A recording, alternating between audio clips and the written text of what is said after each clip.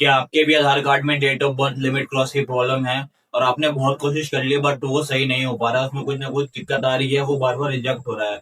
तो आज की इस वीडियो में आपको पूरा का पूरा complete A to Z process बताने वाला हूँ, जिसके थ्रू आप अपने आधार कार्ड में date of birth limit cross की प्रॉब्लम को बिल्कुल आसानी से सही कर सकते हैं। तो देखिए, इस वीडियो में मैं पूरी की पूरी जानकारी दूंगा, सारे के सारे सिनेरियो डिस्कस करूंगा। तो आपसे बस एक रिक्वेस्ट है कि आप वीडियो को बिल्कुल भी स्किप मत कीजिएगा। आप स्टार्टिंग से लेके एंडिंग तक सारा पार्ट देखिएगा। मैं जो भी इस वीडियो में बताऊंगा वो सारी की सारी इंपॉर्टेंट चीज बताऊंगा। चलिए बिना टाइम गवाए वीडियो को स्टार्ट करते हैं। वीडियो स्टार्ट करने से पहले मैं आपको ये कहना चाहूंगा कि जब मैं ये वीडियो बना दूंगा, अपलोड करूंगा, उसके बाद आप देखेंगे नीचे कमेंट सेक्शन में बहुत सारे लोग कमेंट करेंगे कि हम आपका फ्री में करवा देंगे या ऐसे करवा देंगे, इतने रुपए लेके करवा देंगे, आप हमें इतने रुपए दीजिए, आप मुझे मुझे इस नंबर पे मैसेज कीजिए। तो आपको उस चीज से अवेयर रहना, आपको किसी को भी कुछ पैसे नहीं देना है, क्योंकि ये सारे के सारे फ्रॉड होते हैं, इससे कोई काम नहीं होता।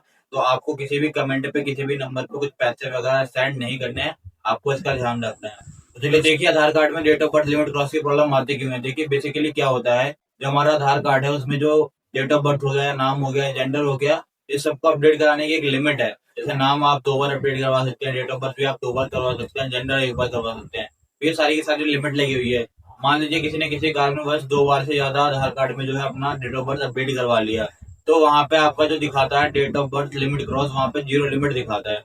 इस केस में जो डेट ऑफ बर्थ है वो अपडेट करना थोड़ा सा मुश्किल प्रोसेस हो जाता है, इसमें काफी काफी दिक्कत आती है। तो देखिए यहाँ पे दो सिनेरियो है। एक तो मान लीजिए जब आपने इससे पहले अपने आधार कार्ड में डेट ऑफ बर्थ अपडेट करवाया होगा, तो वहां पे आपने क्या डॉक्यूमेंट दिया था। अगर आपने यहाँ पे 10th की मार्कशीट, अपना पासपोर्ट या अपना पैन कार्ड, आधार कार्ड, कोई भी अदर डॉक्यूमेंट आपने वहां पे दिया होगा, तो उस केस में तो देखिए डेट ऑफ बर्थ की लिमिट क्रॉस की प्रॉब्लम को सॉल्व करना थोड़ा इजी है। बट एक दूसरा सिनेरियो होता है जहाँ पे आपने अपना बर्थ सर्टिफिकेट देके डेट ऑफ बर्थ सही करवाया था, और अब आप उस डेट ऑफ बर्थ को भी मतलब चेंज करवा के कुछ नया करवाना चाहते हो। इसका प्रोसेस थोड़ा लेंदी होता है, तो आपको दोनों का दोनों प्रोसेस डिटेल में एक्सप्लेन करूंगा, दोनों के बारे में डिटेल में बताऊंगा। चलिए पहले सिनेरियो पर हम डिस्कशन करते हैं। मान लीजिए आपने जब पहली बार अपना डेट ऑफ बर्थ अपडेट करवाया था, तो वहां पे आपने बर्थ सर्टिफिकेट को छोड़ के कोई और डॉक्यूमेंट दिया था। तो यहाँ पे आपको कुछ नहीं करना, आपको आपके पास आपका बर्थ सर्टिफिकेट होगा। अगर नहीं है तो आपको यहाँ पे अपना बर्थ सर्टिफिकेट बनवाना पड़ेगा, दूसरा कोई ऑप्शन नहीं है। क्योंकि अगर एक बार लिमिट क्रॉस हो जाती है तो वो बर्थ सर्टिफिकेट के थ्रू ही सही होती है। उसमें आपको आप सोचेंगे आपकी 10th की मार्कशीट, 12th की मार्कशीट लगा के उसे सही कर ले, तो उसका कोई प्रोसेस नहीं है। आपको बर्थ सर्टिफिकेट बनवाना ही होगा, चाहे आपकी एज कम हो चाहे एज ज्यादा हो, कुछ भी हो, आपको वहां पे वो चीज करवाना ही पड़ेगा। एक बार आपका बर्थ सर्टिफिकेट बन जाता है, उसके बाद आपको क्या करना होता है, नियर बाय कोई भी ऑथराइज यूआईडीआई का अपडेट और एनरोलमेंट सेंटर पे जाना होता है। जैसे कई बार क्या होता है, लोग नियर बाय पोस्ट ऑफिस हो या बैंक वगैरह हो, वहां का अपॉइंटमेंट बुक करते हैं, किसी साइबर कैफे जहाँ पे आधार सेंटर चलते हैं वहां का अपॉइंटमेंट बुक कर लेते हैं। लेकिन मैं आपको रेकमेंड करूंगा, आप यूआईडीआई के थ्रू जो ऑथराइज सर्विस सेंटर और अपडेट सेंटर चल रहे हैं, आप वहां का अपॉइंटमेंट बुक कीजिए। और उसमें आप जो अपॉइंटमेंट बुक करेंगे उस टाइम जो नई डेट ऑफ बर्थ चाहते हैं अपने आधार कार्ड पे, वो डेट ऑफ बर्थ आप वहां पे मेंशन कीजिए अपॉइंटमेंट के टाइम में।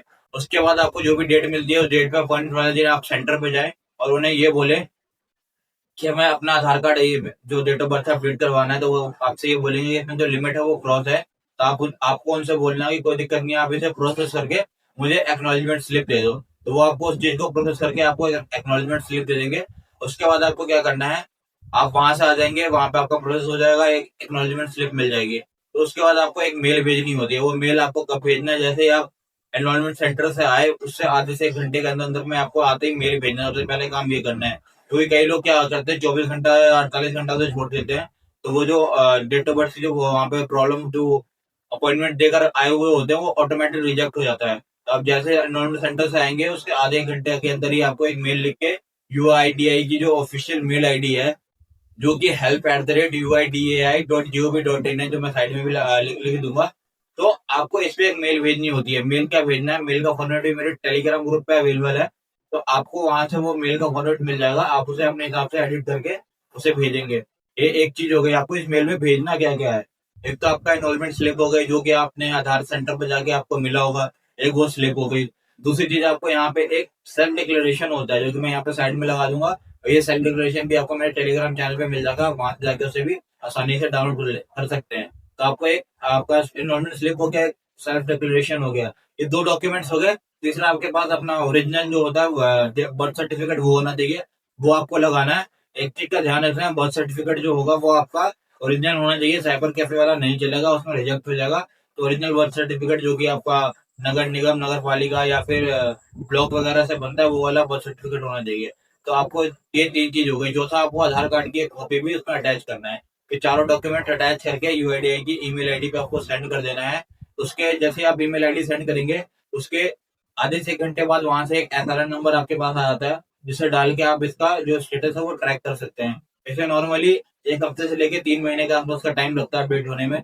मान लीजिए अगर आपका माइनर अपडेट है, मतलब कुछ दिन का या कुछ महीने का अपडेट है, या फिर एक आध साल का अपडेट है, तो वो अराउंड एक महीने के अंदर अंदर हो जाएगा।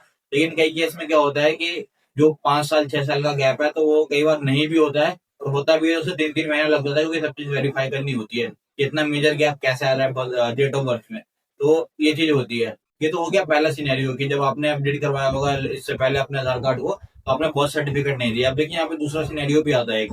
दूसरा सिनेरियो ये है कि जब आपने अपने आधार कार्ड में डेट ऑफ बर्थ अपडेट करवाया था, उस टाइम आपने अपना बर्थ सर्टिफिकेट दे दिया।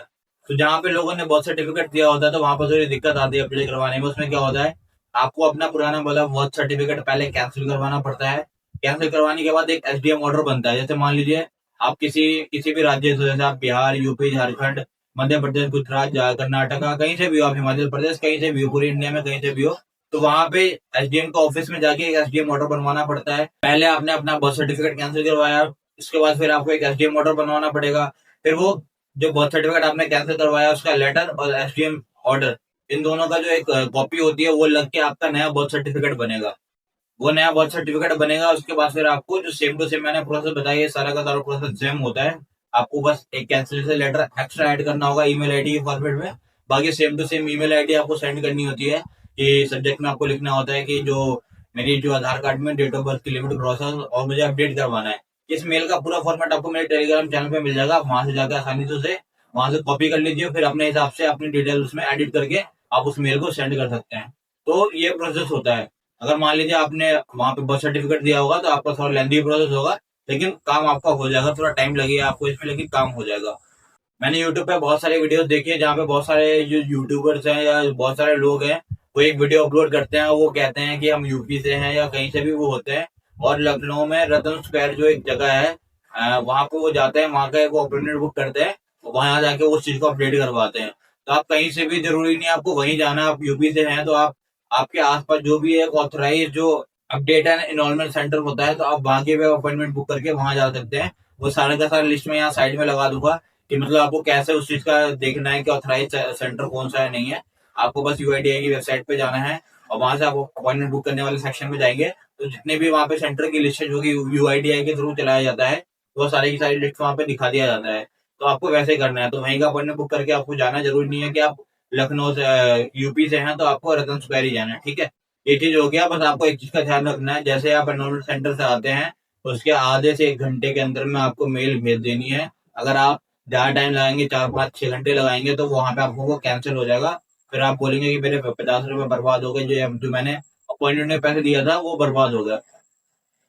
उसके अलावा मान लीजिए मैंने जो भी जानकारी दी है, आपको कुछ समझ में ना आया हो या आपका कोई केस एक्सेप्शनल हो, तो आप मुझसे डायरेक्टली कांटेक्ट भी कर सकते हैं। यहाँ पे स्क्रीन पे मेरा नंबर आ रहा होगा, आप मुझे डायरेक्टली इससे व्हाट्सएप पे मैसेज कर सकते हैं। देखिए कॉल मत कीजिएगा, बिजी होता हूँ, तो आप मुझे व्हाट्सएप पे मैसेज कीजिएगा। मैं आपको सारी की सारी डिटेल आपको पूरा का पूरा कंप्लीट बताऊंगा। लेकिन ये फ्री नहीं होगा, इसका एक 99 रुपए 99 रुपीज कॉस्ट होगा। आप मुझे वो पेमेंट करेंगे तो मैं इसकी आपको सारी की सारी जो गाइडेंस है वो करूंगा, पूरा कंसल्ट करूंगा।